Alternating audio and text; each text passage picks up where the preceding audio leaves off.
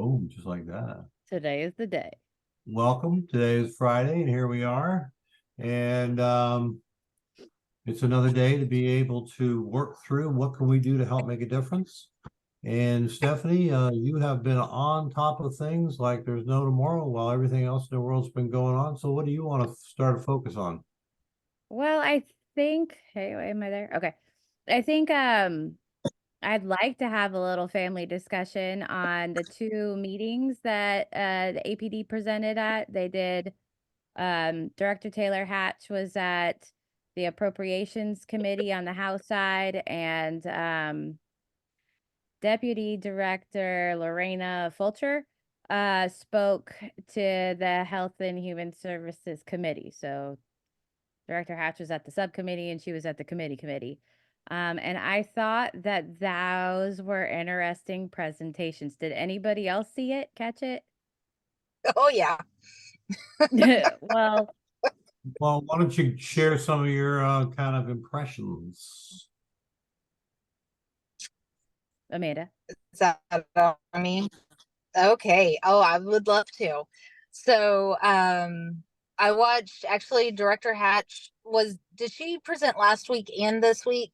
I think I watched Yeah. both of Yeah. them, but she's basically given the same spiel at both. The last one I loved where they asked her about the $800 million and then wanted her response in writing. That was pretty beautiful. And then but the other one I actually watched today, and I so when they ask some great questions, and one of them was, asking about, when people apply for the waitlist eligibility, the process of that. And she said, basically, and I'm totally paraphrasing all of the things. But basically, they apply, they get all of the documentation to basically vet that they are eligible and whatnot. And then they are assigned someone who does some sort of a support plan. And I'm like, I'm sorry, what? That never happened. That's cool. And then, that they do check-ins every year. And I'm like, yeah, I got a letter. That's also cool. And then my favorite was whenever people apply for crisis, that they're immediately placed onto the waiver. And I'm like, yeah, I applied in March. And through, speaking to legislators and delegation meetings and all of that, and whatever else was thrown into the mix to get us onto the waiver, or Jaden onto the waiver, that's what it took. It was really It was, hard for me to hear those things as well. yeah. Because we have Stephanie, I thought your head probably exploded when they said you immediately get on the waiver. my Yeah, head I felt bad too. absolutely exploded. So this meeting with the deputy director was to address specifically the pre-enrollment list or the wait list. And she was like presenting the different categories to the house. So my head and my mouth went nuts in that moment. For those of you who don't know, it took 385 days for my kids to get in through crisis. So immediately, All right. and I'm not alone, like there's just so Yeah. many people. But I do agree that I thought that clearly our representatives have heard from us and that they've listened. And it also makes it clear that the truth will set us free. Right. Mm-hmm. And that accurate, honest, documented email trails that can verify the facts of what really happened. So it's not a he said, she said, but here's the facts. Because what I've had the recent pleasure of doing is going back and looking at the Fredo v. Bush lawsuit that brought the waiver to Florida, and the elements of that that were critical to the development and the purpose of the waiver. And one of the biggest challenges we're up against is there's a section about urgency or the lack of. And so the systematic delay, deny of is one of the challenges of what the program is not supposed to be doing. The other is that, and where we're really challenged is medical necessity is the cornerstone and the only statutory reason why Medicaid services have to be provided. And so when we look at managed care, when we looked at cap waivers, when we look at legislatively define a maximum of 40 hours a week, except to read the second part of the section that says unless it would require institutional care to meet those needs, we have created a system that is intended to help, but has really been designed to say no. And that's reflective in the underutilized, unutilized resources, by the delays, deny of those in urgent need of waiting 385 days with graphic pictures and unbelievable advocacy and every call and email and push, and yet it still took that long. So I'll get off this just a second, but the whole point I think is where we need to arrive here is, do you want to, or you don't know how to? Because we have to be able to know, because that's where we may have to look at other realms of relief through courts and things like that, but that takes a decade. And our hopes is that we can inspire, enlighten, and engage support in our legislative process by telling the truth, by countering bureaucratic speech that is a lot of words and not necessarily a lot of information. And those moments are countered by our visits, our documents, our input, our intelligent, engaged, informed purposes that we're doing.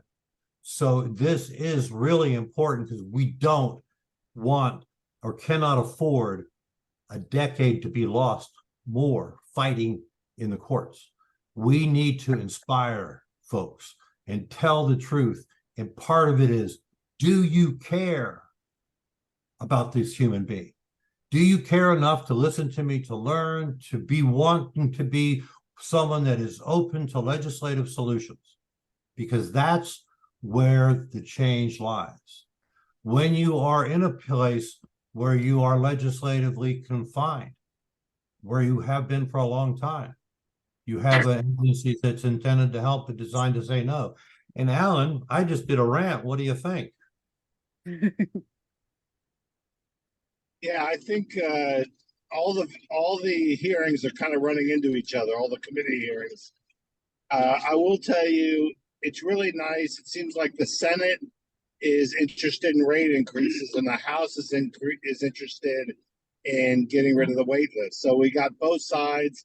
Hopefully they'll, support each other at some point. But I think Representative Fine, who chairs health policy, he knew all the answers already. Oh yeah. I mean, at That the was an end, he interesting basically show. told them what they didn't say. It was kind of interesting. And he's He someone you want on wanted your after side. school today. Is it after? Well, there's after school because there's no after school for Thursday. Hang on. Mic's on. Amanda, your mic's open. I'll tell you one of the things. It seems like the thing that really shocked me most for the week, though, is just, I don't know, was it today or yesterday? I don't even remember, the days run into each other. But they gave a presentation on the governor's budget in Sam Garrison's committee, the chair of the Health and Human Services Appropriation. And afterwards, I stayed on just to hear about this rebate thing. And if you make a profit in the Medicaid managed care, if they make a profit, they get 2%. But if they make more extra profit, that they split it with the state, which seems kind of strange that the person watching you wants you to get a profit now because they can get some money too. That kind of caught me off guard. They had more than Alan, you've gone into in the last technology couple of years. I hell. sent the article. Mm. Alan, you're starting to Get sound into like the a good robot. stuff. Can you hear me? He was just You about were to breaking go. up there. That last moment was, last Oh, sentence or can two you hear me? yeah. Can Yeah. you hear me now? Mhm. Okay, Yes. well, in the last couple of years, they've had more than $1 billion in profit. That basically the managed care and the state kind of shares the profits. And I'm thinking, you know, that just seems strange that the state would be encouraging profits because they get money too, but they're supposed to be overseeing. So it's not like all the needs are met, right? Right. It's kind of strange. It just Well, are caught we me off really guard. shocked that managed care funded by, under the Scott administration ended up here? No, the challenge is that the challenge really is that it's significantly impacting our population by a whole lot of people getting funneled into that system and being trapped, trying to access the LTC element of that waiver. And when they do, they get an incredibly limited amount, which is then not either delivered fully, or you have to appeal to death to go from the 8 hours they gave you to get 16 when you really needed 80. Can I go back to the meeting? Oh, yeah. Yeah. Stephanie, Yes. Stephanie, Stephanie, before you mention the meeting, I just think that okay, he's frozen. Anyway, what I took in from these couple of meetings that I've been watching is, number one, they mentioned some new waiver, hope and something, and I'm like, Adult after, pathways. right, after she explained what that is, well, that's what the support coordinator does. Why Yeah. do you need No, another it's waiver? So that's bullshit. It's right. So that's number one. Number one, we got to tag that. Number Okay, so two, you're getting to Good what I'm luck. going back to. Okay, good. number So two, that's something for families to talk about, that new proposed waiver that's capped, right? right. So they only get a certain amount of services, no matter how disabled you are. This is what you get. This is what you're worth. This is Because your it's price not tag. based on medical necessity, which is the Right. cornerstone of Medicaid. And that's also got to be emphasized because that's the foundation of this whole dang thing. So let me kind of finish my thought here. Number one, that it was that new waiver, which to me made no sense. They're just adding more red tape to the whole program. That's number one. Number two, it looks like the House and the Senate are more involved in this waiting list and what could we do and how do we fix it. So I think when we go up for DD in February, our goal is, if you guys are so involved in helping us with the waiting list, what's the whole purpose to reinvent the whole wheel with managed care? Why are we throwing that into the pie when now you guys are focused into this, this waiting list, and the money's there to get this waiting list starting to go down? Why do we gotta change it all with managed care? I just don't understand. We're this whole program, there's so much thrown in. Yeah, I understand it's the money. I understand that, but we got to let them know that, these clients, they need the money. Forget about the profit sharing. There is no profit sharing here. Let's throw the money into where it needs to be. This way, these families could get a break when it comes to taking care of their disabled family member. So I think that's how we need to approach it, because I think now we finally got the House and the Senate to understand what we've been going through, or what, not me, but what these families have been going through, for the last 10 years, being on this waiting list that just never ends. So I think that's going to be one of the main focuses, to see, we're on the right track. Why disrupt it with managed care? Why throw that into the loop? And now all of a sudden, this whole new waiver that just decided to pop up, which makes no sense, because when I listen to it, that's a support coordinator's job. Put the patient on the list and let her do her job. That's it. It's that simple. Under Okay. the world, they want it or not. I Yeah. don't know. under the world of managed care, again, it's a program that in essence capitates the level of care and ignores the accurate medical necessity documentation and prescribed care. And that's the conflict of the want to. It reflects in different programs, but that's the want to question. I get back to the meeting. Yeah, I think one of the things we got to remember is the managed care pilot already passed. It's already the law that you can't reverse that. So I think that we need to, I mean, there's things we can do. For example, my thought is that if there's a profit, it should go into a trust for our kids. It shouldn't go for the state. I mean, the legislature spent that money for people with disabilities. The money should be earmarked for that to get people off the wait list or something. It shouldn't just go for profit. Yep. So back to the meeting. So Okay. when it comes to good. the families and what we can do moving forward, because the idea here is for us to stay engaged with our legislators. Watch the end of those 2 videos. If you can't make it the full 30 minutes for, I think one's 37 minutes and one's like 20.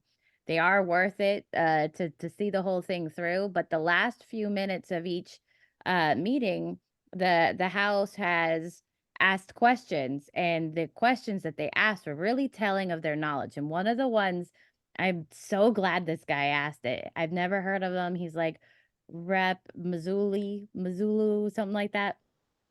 And he said, so basically what I hear is these 22,000 people, they're not actually eligible for waiver services, and that's why they're on the wait list. And that is something I have heard from legislators' mouths over and over again, like, oh, that wait list isn't really 22,000 deep. And I was proud of the deputy director for answering that question at least straight up and said, no, these 22,000 people are people who are eligible for the waiver. They're just waiting. And having that education moment for him is very telling to me as a family member of how much education our legislators still need.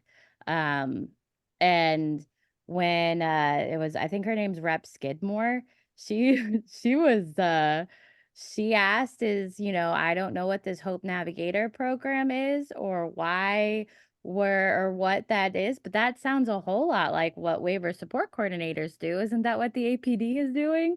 That was like a great insights to know that she's paying attention. And then Randy Fine addressed the people with intensive needs, and he's like, why are they on the wait list? Isn't that intensive? And I found her answer like really interesting. Well, normally like a year later those people end up on the crisis waiver, and it's like, why are we okay with that? Why are we just all right? And this adult pathways waiver that they came up is to bridge the gap, because Taylor Hatch, and I think this woman too, said that the average age for somebody to enter in through crisis is 26 years old. So 3 years after they've been out of school and been sitting on their couch and have had no programs of support, yeah, that makes sense. Why are we okay with creating this new capped waiver? Let's start to address this, and find ways to talk to your local guys, because they're not in necessarily these healthcare policy meetings. So when bills come forward to a vote, by showing them that you've been paying attention and giving them a little more information, that'll hopefully establish us as more credentialed resources. And, at this point, I think we've done a fabulous job of letting them know our stories. And the idea now is in the upcoming weeks is to build on that, because once we get into session, then things are going to get really, every other day is going to be a whole new situation. So if we can grab their attention while they're doing these committee meetings and really pay attention to their responses. Amanda had brought this up, and I think it's a good idea, is for us to really start making a scorecard. Which legislators are asking the questions they don't know, which ones don't care, which ones should we go to about, this, there's Allison Tant. She's huge in this supportive decision making bill. She's co-sponsoring it. But when it comes to matters like those are the people we want to talk to and get in kind of like the right spaces for the right subject matter. And so that's really I wanted to share about the meeting is I want us to take those few minutes where the legislators are putting their input and for us to be able to communicate with them. And that's something that we can all do this week, I hope. And so those messages, and we think about it, that's what we've been doing. We've been building this is my kid, he's in your family, I want you to care about him, and I'll help you understand what is available that may not be working or that we want, you know what I mean? And that whole story, it does at some point have to go from, that's a nice thing, to what are we actually required to do as a state, and what are we required to do legislatively? And that moves from empathy to where we are now. Bill language, very specific solutions that start to be developed. It gets really pretty complicated when you start to look at bill language and updates and things that can have great consequence in both ways. So the message, what I would like to share back is they're hearing. They're responding. They're asking a lot more questions than they've asked. Yeah, okay. So he'll come back. But the very first thing that I did after that meeting with Deputy Director Fulcher was email every single person on that committee and say, oh, hey, you might want to ask how long, even though there's not a wait list, how long do those crisis enrollees take to get services? Because my family took over a year. So things like that, whatever applies to your family situation. Tom, come back. Oh, he's stuck. Anybody else have thoughts on any of the other like meetings? Amanda and I had talked about, so with what I do, I work with families all over the state and not just helping them go through crisis and navigating, but getting on the waiting list. And I don't think people are aware of what's going on, but the categories of intellectual disability and autism have specific characteristics. It's not just to check the box, and they're being categorically denied. I'm sitting in hearing after hearing after hearing after hearing, and it's disgusting.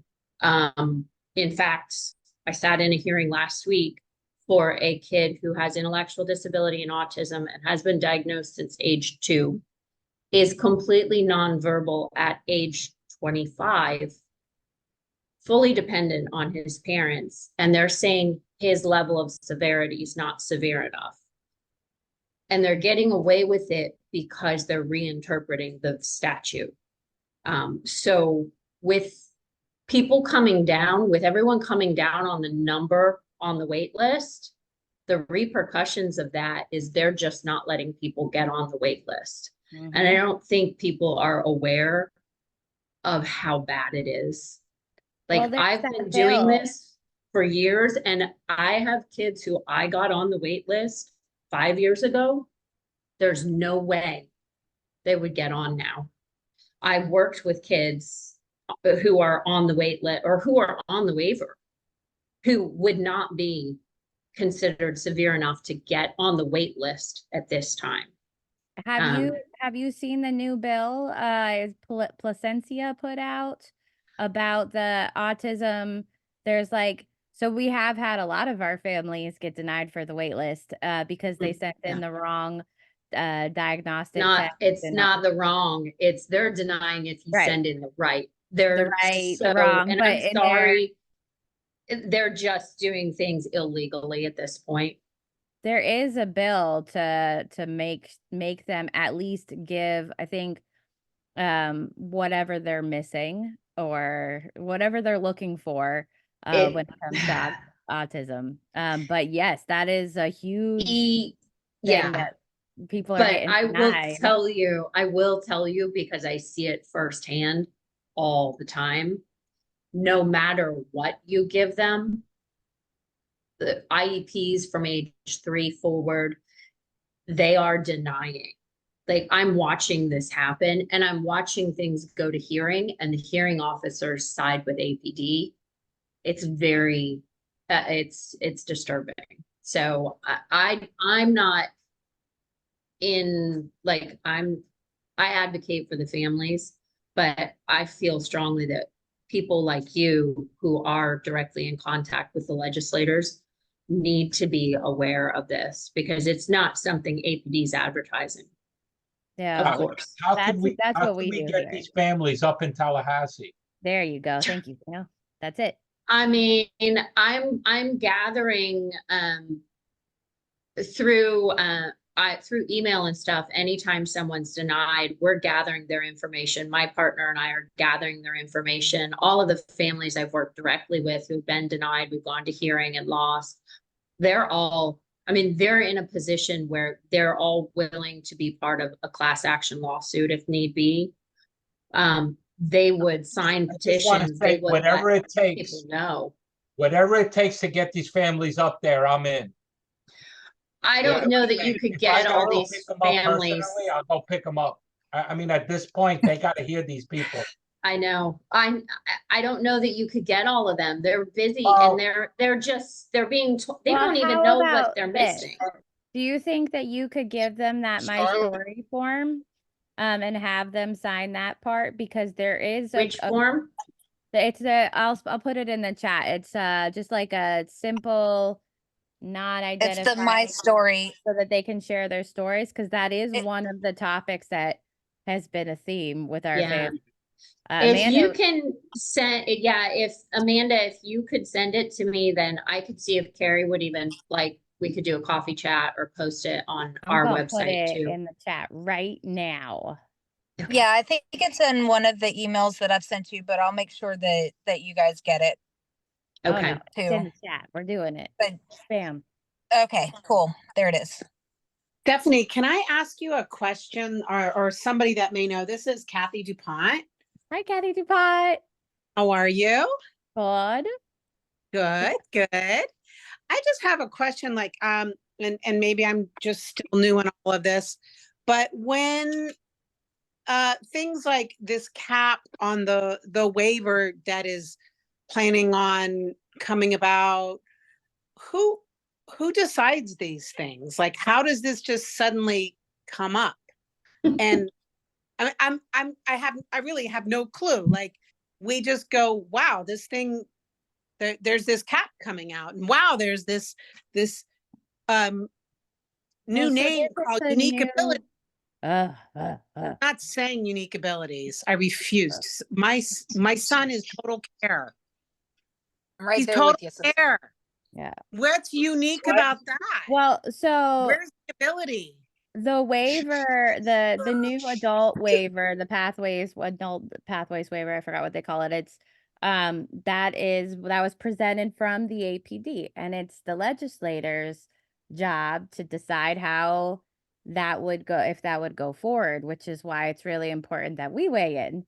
And that is to kind of bridge what they're saying is to bridge the gap from that early 20s age.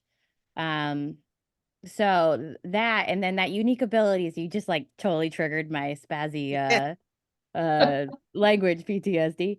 So one of the coolest things that happened at Lorena Fulcher's presentation was one of the representatives asked about, the pre-enrollment list. Isn't that the same thing as the wait list? And what's up with this people with with unique abilities? And so I did notice that in Taylor Hatch's second presentation, the one she did this week, that there was a little less tailoring to the unique abilities. I think it's my hunch. I don't know anything, but that is something they were going to try to push in statute, like a change language. And I forgot the rep's name who asked her. I think Lindsay Cross, maybe. So how does Yes. that align with federal statute, like language and protections, when you say unique ability? And her answer was like, ah, she's like, well, we're really talking about with this waiver with people with developmental disabilities. So the language will remain the same.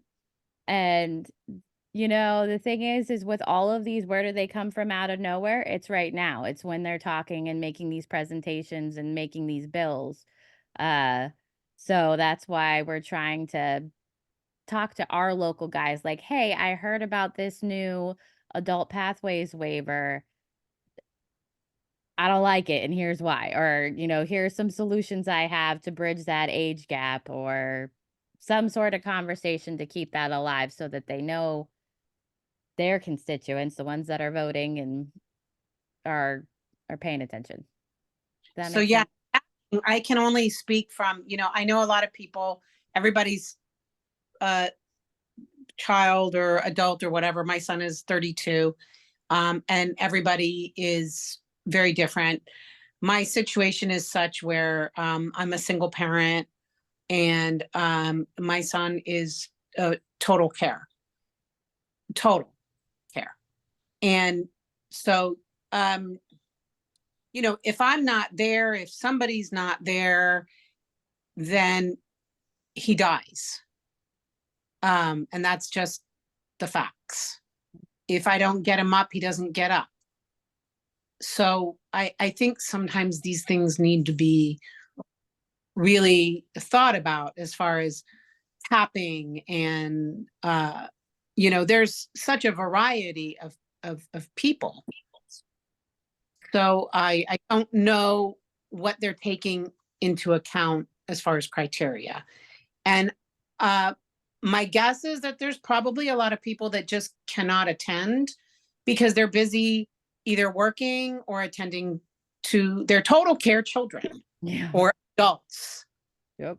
I mean, And that's why, Well, like, that constituent services piece that Tom's always rambling on about, that's why that's really important. Like, they're up in Tallahassee, and we may not all be able to, like, jump ship and drive to Tallahassee and have these conversations with them, but their local district aides are still around for us to say, hey, I watched this Health and Human Services Committee, and these are some of my concerns. I would like to address with Senator or Representative, whoever, because they're not going to know about your total care son unless you talk to them about it. And a thing to remember is to help them understand the shift of language. Unique abilities is not what the mandates of the Medicaid is. It's to address the health and safety. And why we've heard for years health and safety is because those are the regulatory federal statutory requirements for the waiver to meet the health and safety needs. And a wait list converted into a pre-enrollment sounds easier, but medical necessity is the cornerstone of this whole thing. And so it's important as we educate about your child with intense needs that you've cared for 32 years is that, yeah, they might be unique abilities, but you're needing the long-term care services without which he would require institutional care. We have to be sure we use some of the legislative and the language of the law, so it's not just seen as just an evolution of a program. It's a rejection of the cornerstones of why this even existed and why it is so important. So we can post up some more stuff about that history a little bit more and some of those things, but that's an important part. Is I'm all for unique abilities, and you know what? Vocational rehabilitation is suited for that. My girlfriend, who doesn't have any relation to this, but she's my friend, she's like, well, hell, I got some unique abilities. I'm gonna apply for the waiver now. And that's the issue, is like it's already confusing enough not being the agency of persons with developmental disabilities, but then kind of just changing the terminology around is real infuriating to everyone that I know, especially when we went from wait list to pre-enrollment list. Like, that was like, uh-oh, I got to start paying attention to language. And then we heard this unique abilities. But what was really interesting is when they asked this lady about the unique abilities language, her reply back was, well, you guys changed it in statute last year. So Well, that, she also said that they had spoken to other families and oh people, and I'm yeah, like, drove around the state and but consulted with families and advocates. right, yeah, I'm like, I think you're lying through your teeth, lady. So jump in for a second. Oh yeah, hey My Melissa. something that Tom just said before about the medical necessity, that's incredibly important because we have, as coordinators, have had it just drilled into our brains that we have to provide justification for medical necessity as to why this person needs these services. It is not because of a unique ability that they need it. It's because of, the disability that they need that service. And I love that Representative Cross did state that about the federal protections that come along with having a disability, and there are no protections for unique abilities. And I did ask another parent this morning about that, asking it in a very if you guys wanted it, I will change my verbiage and use it for sure. So, but the parent that I talked to this morning, usually unique abilities would describe something, or describe someone that has some gifts, or that kind of a thing. And he was like, I think it just makes it more confusing. And the whole thing with like the driving around the state, Stephanie, with what you just said, my feeling on that is this: that when you have the director of a state agency asking, hey, we're looking to change this name, what do you think? And you're looking to receive services from that state agency. I don't see anybody kind of pushing back on that necessarily, because they're kind of families that I've worked with, they need the services. They don't want they don't want any retaliation. They're fearful of that. And so kind of go along to get along, even if they're not in agreement with it. And just, like those of us who have been asking separately have not received that feedback. But I do feel that people kind of feel like put on the spot. Hey, what do you think about this? Oh, you're the director, you're the state agency we need help from. You like it? Okay, I guess we like it, just that kind of stuff. But I Stephanie, what you just said about, no, Amanda, you just said that whole thing about like lying through your teeth. I'm glad you. The whole thing was like, Like a bit. I was going nuts. I've watched it like 5 times, and by the 3rd time, I think I found the humor. I started laughing with it, like, it's so ridiculous.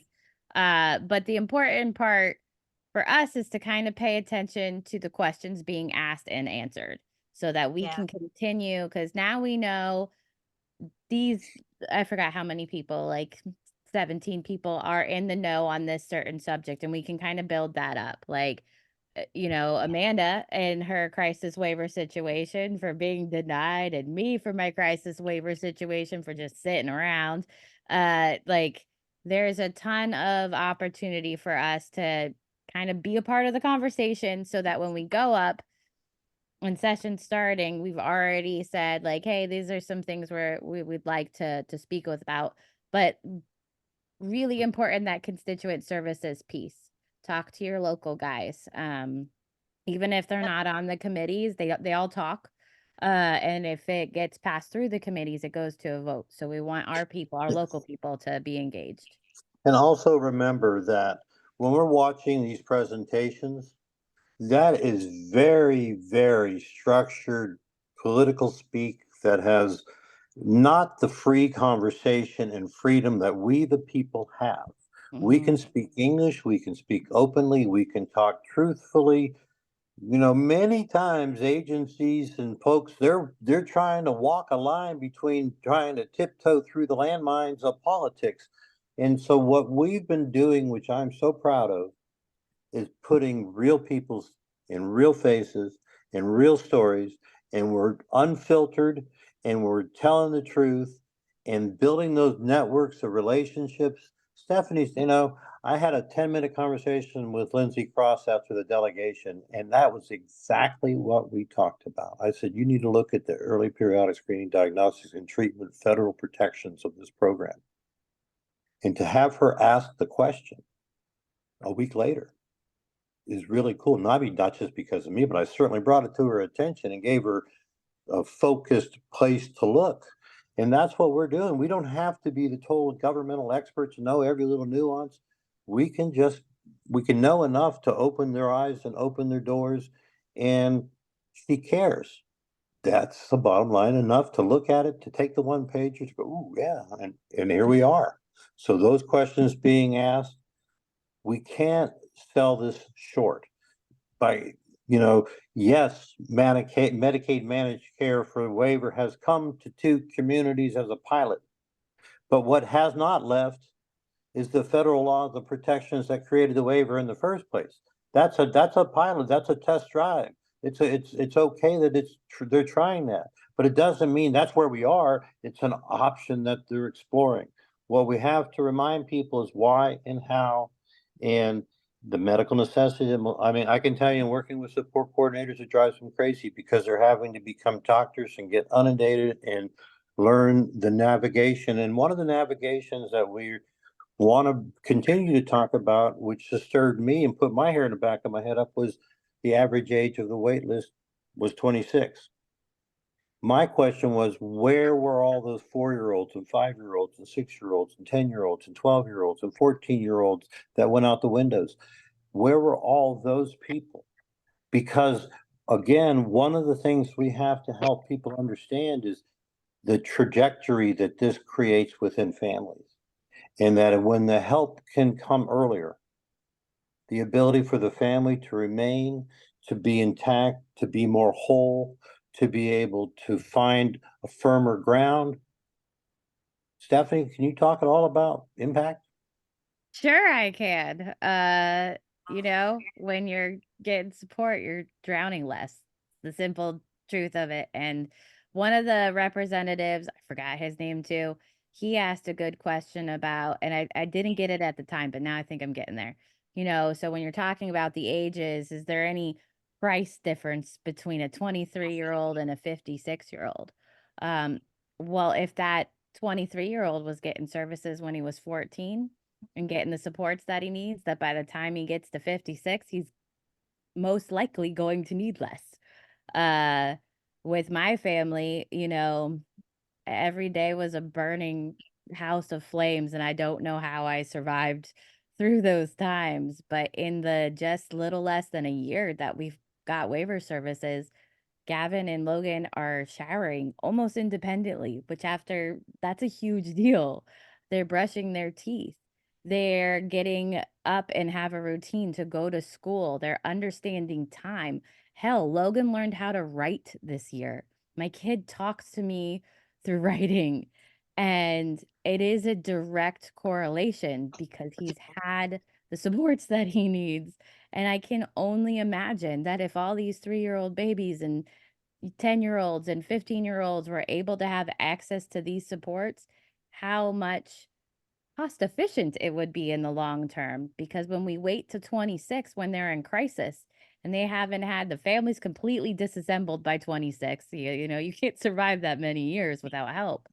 How much of a ripple effect positively that would be. So Yeah, it's changing some of that language of the timeline and understanding. Amanda, you've been celebrating, Jaden got the waiver, yeah. But now we're discovering it's a little bit complicated in that what it turns out for you is the waiver is the gate to Medicaid, to the state plan, to the federal protections of the early periodic screening, diagnostics, and treatment, and the medical necessity that is covered under the Medicaid state plan, but that isn't nearly as enforceable under the managed care. So that realization that it is more complicated, tell me where you are so we can help, because this getting families early, changing the course of history is so important to how we make the next 10 years, 20 years, 30 years look for that family. So, you know, today there was kind of some more realization and what's a little more complicated than that. When you got back some numbers and saw that, well, that's not going to do much. So where you at? So, yeah, it was, laugh. I mean, you gotta laugh to not cry. Um, so Jaden was finally enrolled fully in the waiver, for services. I was given the go ahead to move forward. And like APD had just done me a huge favor. And so I got to talk to the support coordinator today. And he said, yeah, so they gave him $6,000 for his budget. And I This was was a like, child that came well, in that's on not the going to do shit. crises. Wait, Right? this is the kid Correct. that got Yeah. So denied for the $6,000 crisis, for the got next through year to get, for a year, right? yeah, 6,000 a year. yeah, How did they 6,000 for the decide on year to Amanda? get him How did they services to decide on help him. 6,000? But remember Huh? that the Amanda, how 6,000 did they get Hang to on. 6,000? Alan wants to know. How did they get Yeah. to QSI. I have no idea. So It's the based support on coordinator is three coming factors. on Monday. It's based on Sorry, go three ahead. factors. It's based on age, living situation, and the QSI scores. And it feeds into an algorithm, and the algorithm pops out the budget. If the budget is insufficient, then the support coordinator does a significant additional needs request. I Yep. won't get into that entire process on here, but that is how the budget is determined. But that is Those the three budget things. that's Right, yeah. determined, Melissa, when there is a waiver 21 plus non-ACA state plan, and not when we're having to activate EQ Health Solutions in the Medicaid state plan and getting funding from, not from APD, but from the Agency for Healthcare Administration. And where I'm seeing a gap is there's not a lot of support coordinators that are working in that duly eligible, duly funded, because again, when you're 3 to 21, the funding is not coming from APD except for respite and support coordination, and that is it. And if you've got a behaviorally intense, medically complex, developmentally intense child, that ain't gonna do it. isn't residential reshab, isn't that covered under APD? For if you're under 21, Melissa, Melissa? Alan is shaking his head, yes. Yes. Well, so Wait. Jaden I'm is sorry, Yeah, going, I I couldn't get it off of mute. but that's covered under the APD, right? The three things for under 21 is respite, reshab, and support coordination. And the support coordination is limited support coordination. It's not full, unless you move into a group home as a kid. But yes, Eh, those Well, three that's things. what Jaden's Which is looking so into. wrong. Which is so wrong, because you have a kid, a person that's come on off a waiver from an intensely behavioral need that qualified them for this crisis. And then you have to turn them over to a waiver support coordinator who's gotten a deep discounted cut, already unreasonable compensation at a full rate, to take on a medically complex kid and say, and now what we really got to do is work on a dual funding system here that includes a lot of medical necessity and a tremendous amount of medical information. I'm all on it. And I'm finding that there are very, very few people that have the expertise to navigate those systems. Is anybody else seeing that besides me? Well, I am, because I'm in the middle of doing this EQ Health ACA second piece of this arm, and I did it originally 6 months ago, so we had to do our recertification this week. And the amount of documentation that this already tired mom had to come up with just to apply is like so much. It's so much. In addition to, they've taken care of little babies. Let me Go just ahead. hang on to what he said. I'm working with a patient that I just got introduced to maybe a month ago, and this poor lady was trying to get a shower chair for her child, and a child 26 years old, and everybody she spoke to said if Medicare doesn't pay for it, Medicaid won't. Well, that's a lie. That's a total 100% lie. I just got the shower chair that I just got it approved yesterday. It was like a $2,600 chair straight from Medicaid. Patient has Medicare. We're going to bill Medicare. We're going to get the denial, and then we're going to move it over to Medicaid. We already got the approval. Medicaid will pay for it. So if anybody hears that if Medicare doesn't pay for it, Medicaid won't, that's a lie. That is not true. Either they don't know what they're doing or just they don't feel like doing it. But just want to put it out there that just because Medicare doesn't pay for it doesn't mean Medicaid won't. And I got that shower chair approved yesterday, and I told the mother, and the mother almost fell off her chair.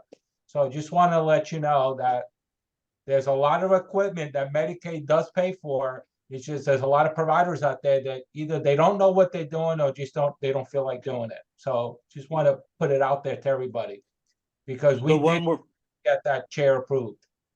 So when we're talking about navigating systems of support and educating our legislators, and that's one of the things that Stephanie's really talked an awful lot about, is streamlining the system, making it more transparent, getting confirmations that things are actually happening, kind of creating some timelines to drive a system to perform. Would that be a fair way to put it, Stephanie? Yes, it would. You know, and that kind of aligns with the governmental efficiency priorities to help. And so, you know, it's easy to just get mad, to get heartbroken, to get frustrated, to yell.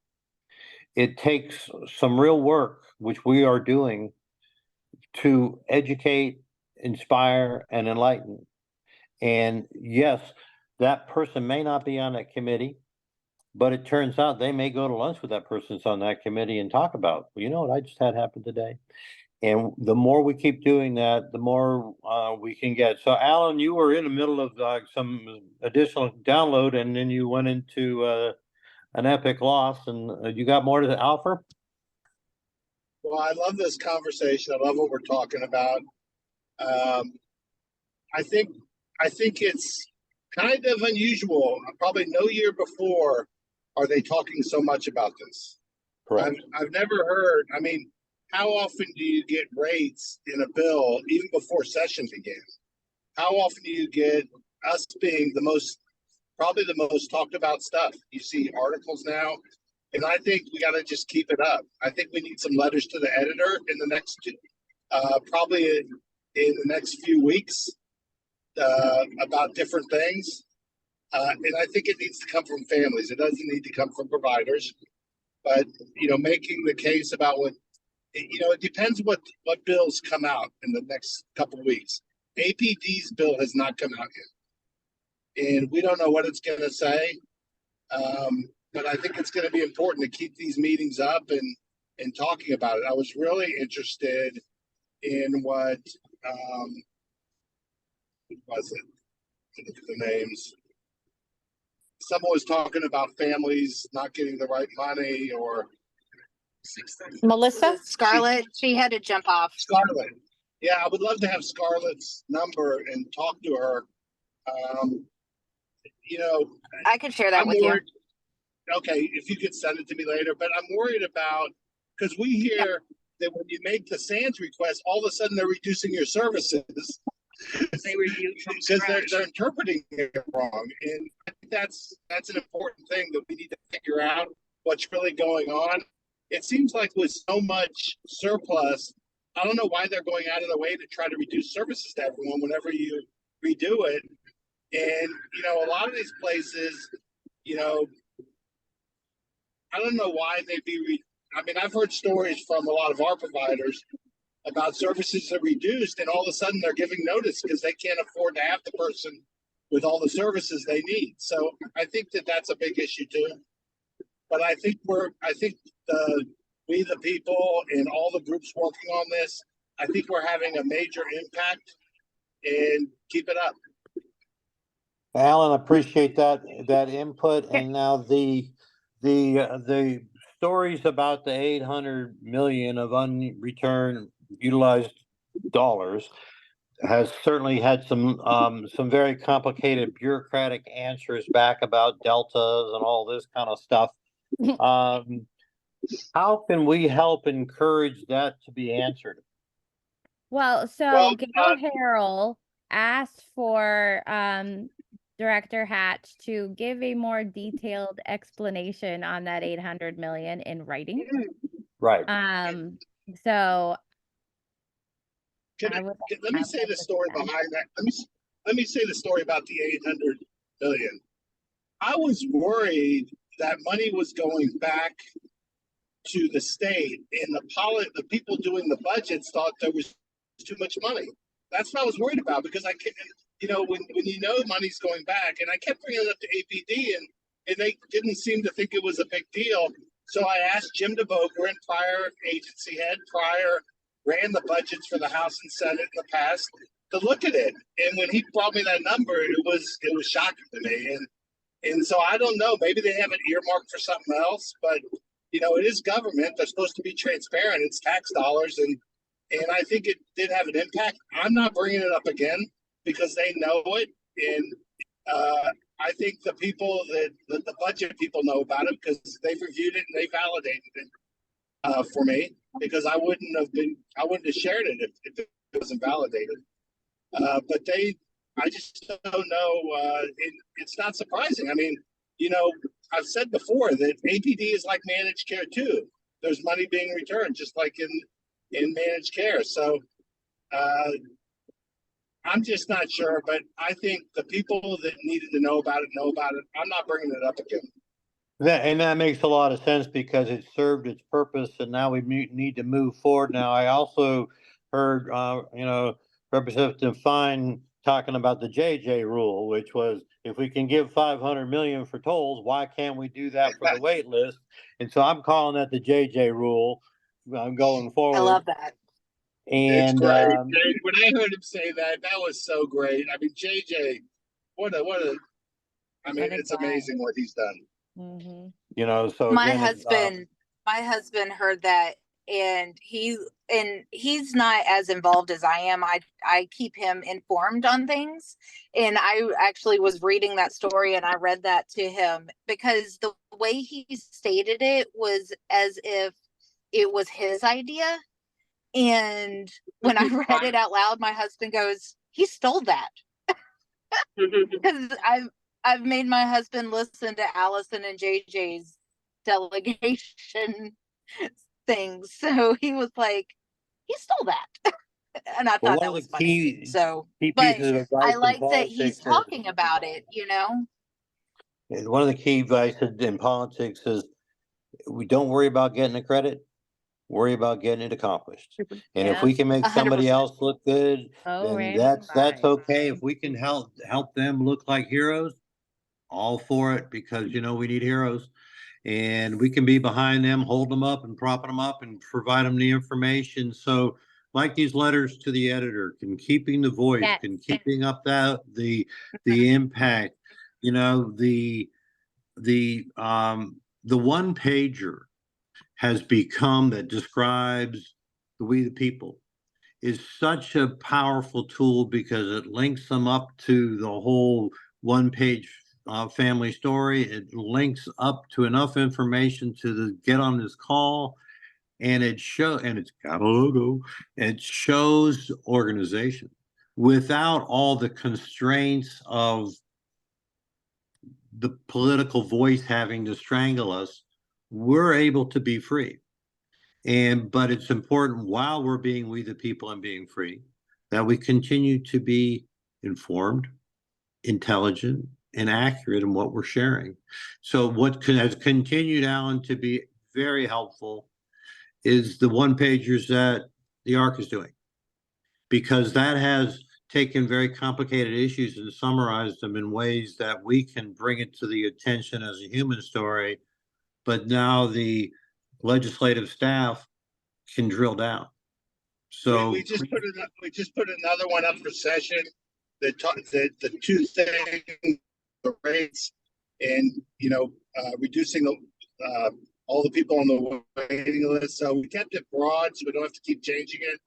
And we also have structured decision-making on it. And, there's some other things, but it's on our website. It's the newest one we added. And let's put it up on ours, if we can, because one of the things that's Okay. important is, you could go meet someone and get over your head pretty quickly as far as they start talking a lot of language. It's like, well, I don't know what you're talking about. That's why I can tell you about my kid. I can tell you about my situation. I can keep it real, but you want to get down to the language and the legislative actions and here. And, Yeah. that way we don't lose it. Okay, we don't get over our heads and start making it up as we go. We don't want to do that. Hi, can you all hear me? Yes. Yeah. Hi. I was Okay, hoping you chime hi. in. Hey. I'm new. Hi, everyone. Hey, Thank you welcome. for whomever started this. You guys are amazing. I will be here every Sarah, Sarah. Friday. I have Melissa, set up Stephanie. meetings. I have met with senators. I have met with representatives. And what I always take from that is that unless they have a child like ours, they're not really interested. I am meeting with Senator Osgood shortly. And I also had a question for, I'm sorry, I don't know names. The mom with the red t-shirt who only got Amanda. Amanda. Hi, Amanda. I'm Lily. I just wanted to ask that she only got $6,000 for the budget, right? But isn't the budget supposed to be based on the child's needs? Yes.